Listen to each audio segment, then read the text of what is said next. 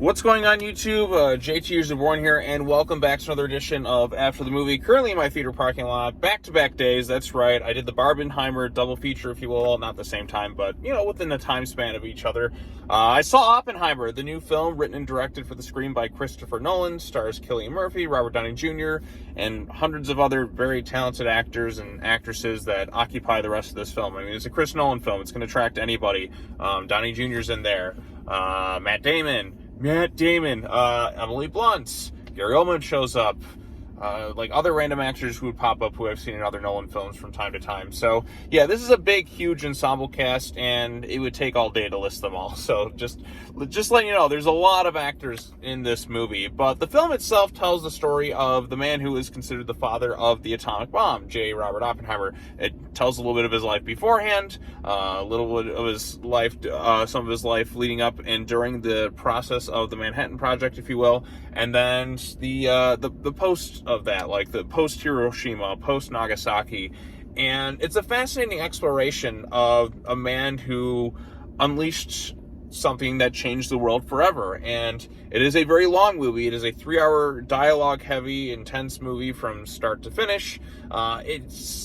Is it Nolan's best film? Not in my humble opinion. I still think Dark Knight is his best film. This is kind of a movie where you definitely need to dedicate a lot of time to and kind of be in the right mood for, because it's not an action-packed movie. It's a 3-hour character study about the man who created the atomic bomb and just the consequences that you have to live with. Like, it's a fascinating thing that I feel like is kind of worth. It's an interesting story to explore, if you will. Cillian Murphy is a really talented actor.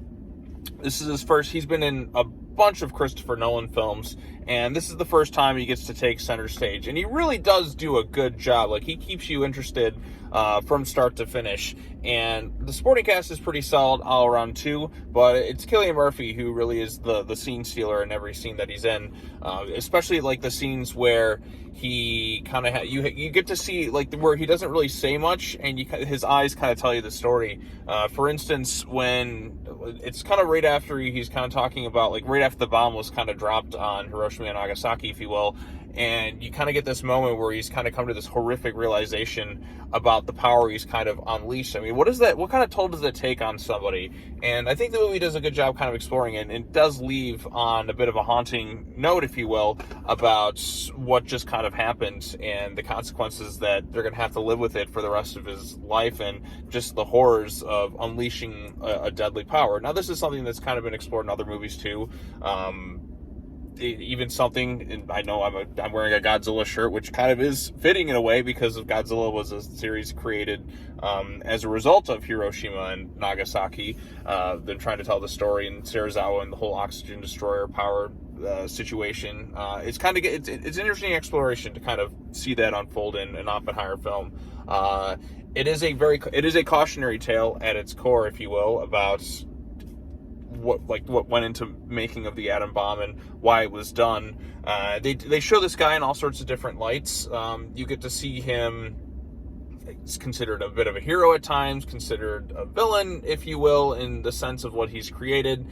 He's a bit of a womanizer, and he plays you get to see Cillian Murphy play all sorts of different aspects to Oppenheimer. And then you have people who are kind of opposed to him and have issues with him altogether. You have Robert Downey Jr. in there as this senator, if you will.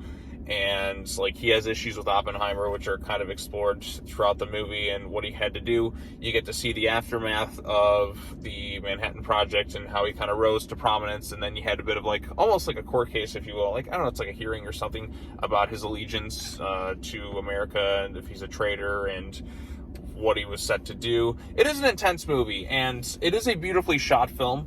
I forget who the cinematographer was on the movie, but like, Nolan knows how to shoot a movie. Like, his movies all look visually like really great. Now, he's had some issues in the last couple of years with the sound design. I mean, the issue was really present in Tenet and a few other films. But the score this time around was done with Ludwig Göransson. I think he's the guy who did Black Panther. He also worked on Tenet with Nolan. I did like this movie more than Nolan's last two movies. I liked it more than Dunkirk. I liked it more than Tenet. It is an intense movie, and it makes you think, which I really liked about it. I don't think it's a movie for everybody. If you're somebody who doesn't like long ass movies that there's not a lot of action, very dialogue heavy, but it is engaging dialogue and it is intense, and there's little brief, tiny moments of levity. It's for the most part a straightforward, very serious film. It really kind of it doesn't really have very much, if any, humor whatsoever, because it does deal with a very serious subject matter. I'm trying to think what else to say. And then the build-up too, like, it is, I always kind of like things where you kind of see things kind of built up and like just see the progress of how they got from point A to point B, gathering the different scientists, if you will, to build this bomb, and the intensity and the tension you feel. I mean, you know the end result of it, but the tension and build up to it when you finally get to see this atomic bomb go off. I like how it's handled in the film. It's not something really bombastic. It's like the sound gets kind of cut out, if you will, and you just kind of taking a moment to like relish in like the sheer power of this bomb going off. Apparently Nolan didn't really use CGI for this type of stuff, so I'm not exactly sure how he recreated some of this, but however they did, it's shot very well and it's well acted. The 3 hours definitely does drag. You do feel the length of it, because like, I mean, I was in this theater for like well over 3 hours at this point. I know the movie's runtime is like 3 hours, but like you also have previews in that beforehand. And sitting in there for that long, my back starts to feel like, oh my goodness, I think it's time to wrap this thing up. But you're condensing an entire man's life to a 3 hour runtime, and there's a lot of ground to cover. There's a lot of different people in there, and there's some intense stuff for sure, and it's visually interesting in a lot of different ways. But again, the 3 hour runtime, it's a very dialogue heavy film. There's not really any action to kind of keep you necessarily, and I wouldn't really call it like a super entertaining film. It is a gripping film from its beginning really to its end. Not my favorite Chris Nolan film. It's not something I'm going to really want to put on and rewatch constantly. It's something you kind of have to be in the right mood for, given its subject matter, given it's over 3 hours long, and given what it exactly is, right? Like I said, it's a very dialogue heavy film. So yeah, I did enjoy it overall. I liked it more than Nolan's last two movies, even if there is not really any action or anything like that to kind of like go from start to finish. It is a fascinating look into a man who created something that changed the world forever. And like I said, the final shot of the movie and kind of the ominous nature of it all, which I won't give away, is kind of a haunting note to kind of leave the movie on. It kind of makes you think, oh yeah, like this has the power, like I said, to destroy the world, if you will. And then even just kind of the way it wraps itself up, I thought was handled pretty well. So, but yeah, I think that's all I really have to say about this one. Quite a back-to-back double feature between seeing Barbie and seeing Oppenheimer in back-to-back days. The theater here is packed. Like, there's people wearing pink. Oppenheimer showings are selling out. Barbie showings are selling out. It's about to be like one of the biggest weekends in box office history.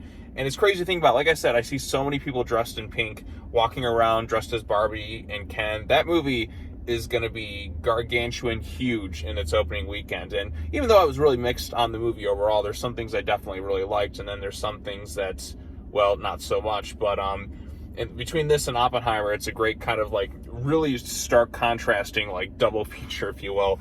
But Barbenheimer, wow, the hype is real, I suppose. So in a way, I kind of feel like I'm fitting into that, because like I said, you got the atomic stuff, you got kind of the girly like Sailor Moon stuff with my shirt right here. So I don't know, I'm kind of rambling on a bit longer than I necessarily have to, but I did like the movie overall. It's not my favorite Chris Nolan movie. And it's not necessarily something that everyone's going to kind of get behind, if you will, because it's a very long dialogue heavy movie, and I'm not sure if everybody's going to just latch onto that type of film.